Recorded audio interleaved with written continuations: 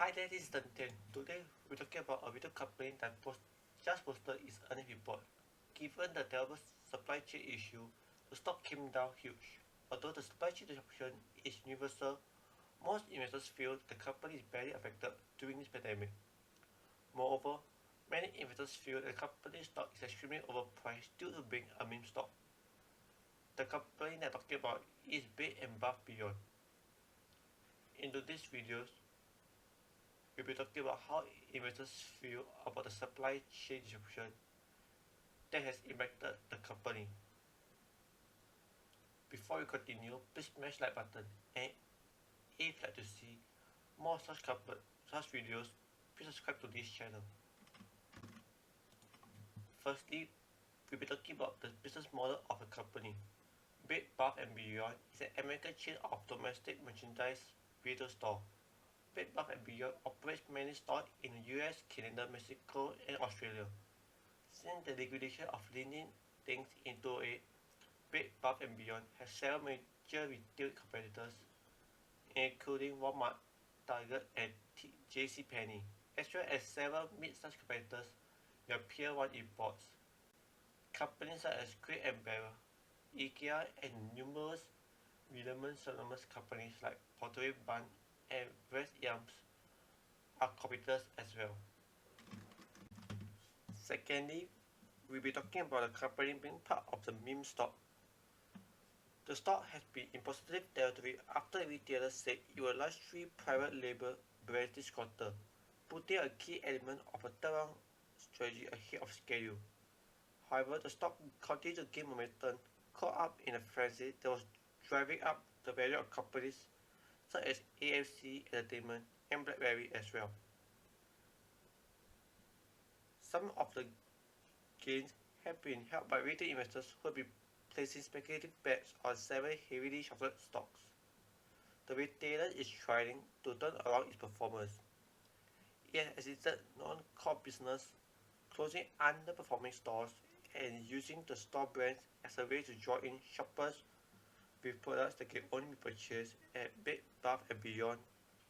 Private label brands have been a key sales driver at Target, where the CEO, Mark Tristan, previously served as the Chief Merchandising Officer.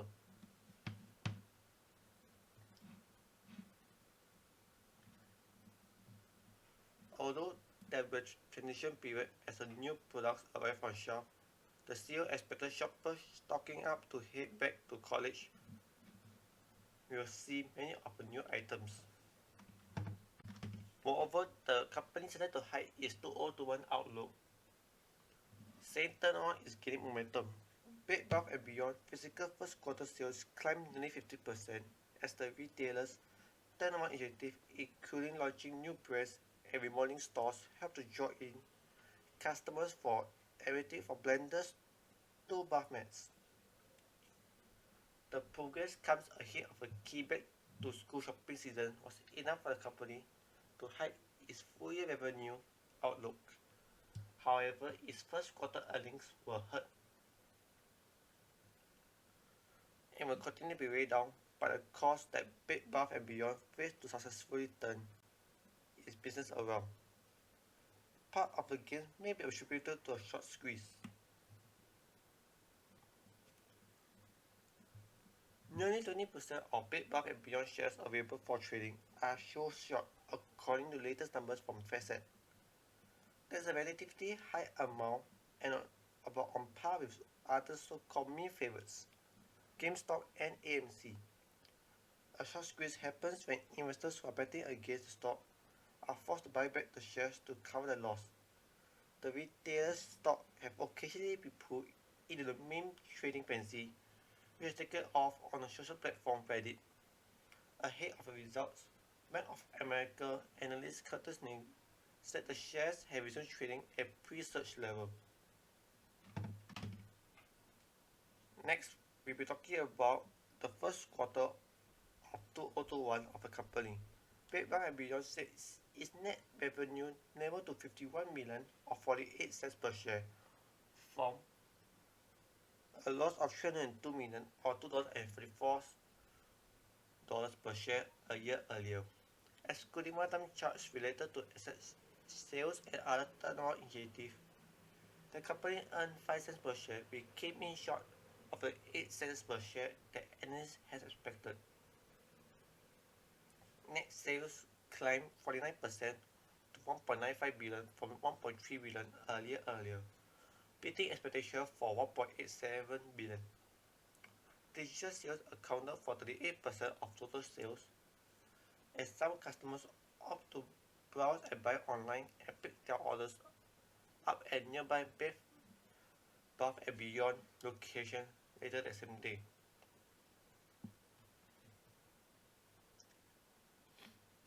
Last month, the company partnered with DoorDash to offer same-day delivery to shoppers' home. Comparable sales with track revenue online and at shop open for at least 12 months were up 86%, compared with 20% level and up 3% on a 2-year basis. Analysts has been looking for year-over-year growth of 75%. Comparable sales were adjusted to account for negative impact of the ongoing stock closure. Locations that permanently closed in fiscal 2020 have contributed roughly 13% to the retailer's core sales during the fiscal first quarter, the company said in its news release.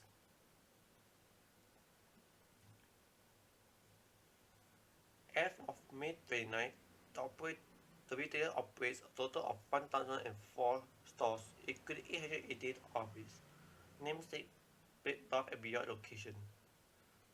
By 2023, the company said its private label sales will grow to represent 30% of its business from about 10% at the end of last year.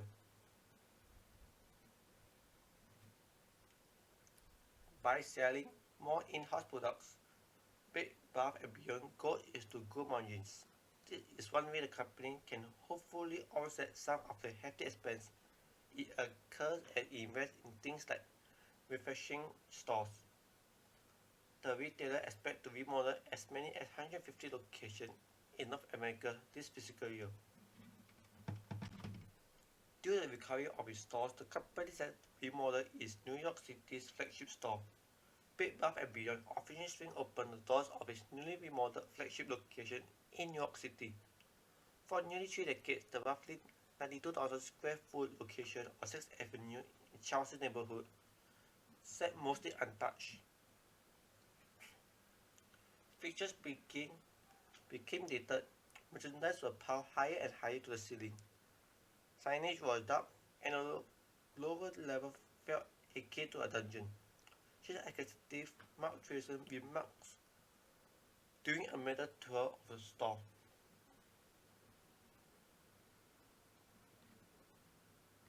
It is one of the first of 450 Bed Bath & Beyond locations that receive a makeover in the next 3 years. A key part of the turnaround strategy is investing roughly $250 million in a refurbish to win new customers and keep existing ones coming back for more.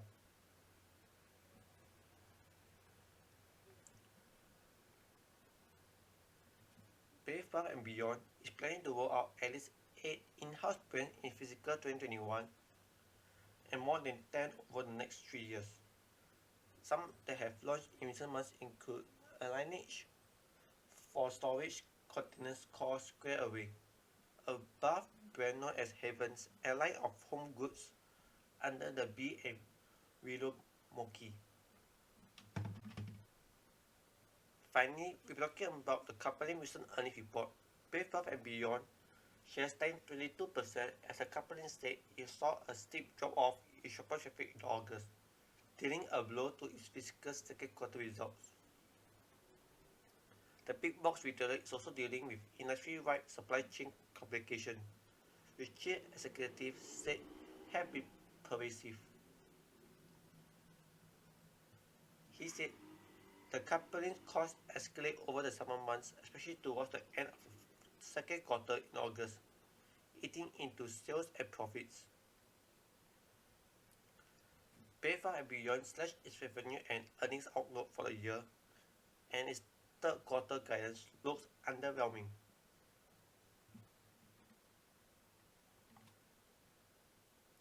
In the latest period, Bed Bath & Beyond lost 73.2 million or 72 cents per share, compared with a net income of 217.9 million or $1.65 per share earlier.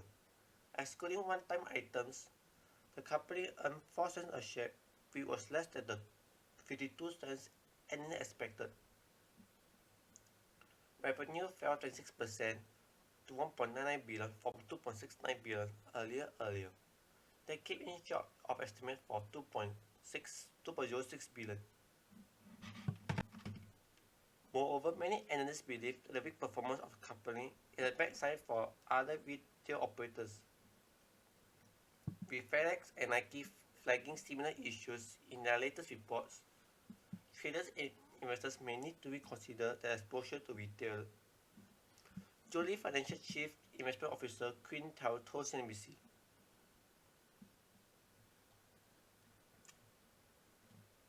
Quote, "This is very concerning to us, especially the price action," Tao said. The magnitude of the decline tell us that traders were significantly poorly positioned for this news. End quote. Quote, "Investors and traders have to look through their portfolio, and I do not think they have to be shy in raising some cash across the board, especially in these sectors," end quote, he said. Quote, "We might get bounced along the way, but this is the period, in our opinion, to start being very defensive," end quote.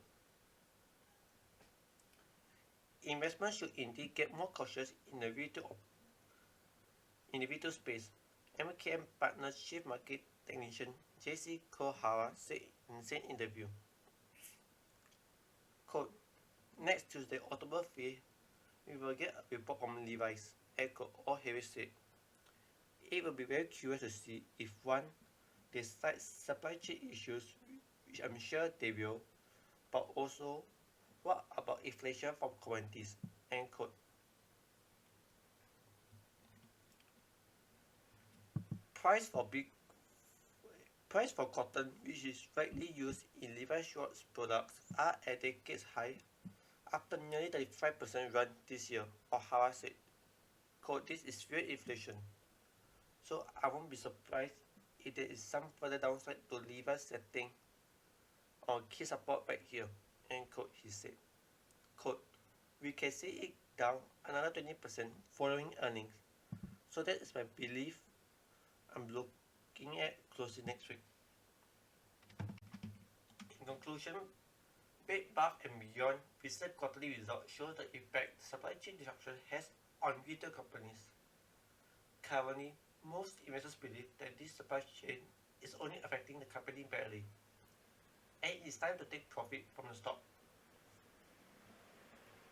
However, as many retail companies start to release the earnings report, we will know if this is specific to this company or not. Moreover, many retail investors who are in this name are new traders. They have not experienced a huge sell-off in the stock market yet. To them, stocks will continue much higher. Hence, these retail investors have a higher chance to buy more shares of BBBY. Until there's a shift in philosophy in the stock market, it is very hard for me to purchase shares in a company.